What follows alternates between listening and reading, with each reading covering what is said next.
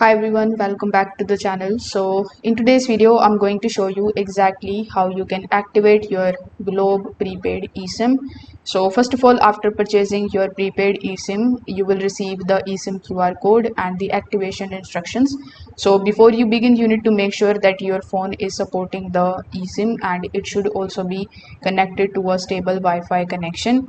Now after doing so, you just have to simply open your phone, and inside it you just have to simply launch the Globe eSIM application.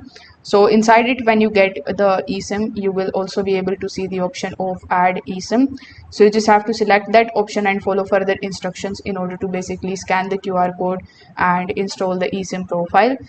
You can also go to the settings of your device, and from there as well you can select the option of add eSIM. Then you just have to simply scan the QR code that you are going to receive when you have purchased the eSIM, and then you just have to wait for some time until the eSIM installs on your device. So that's how basically you can install it.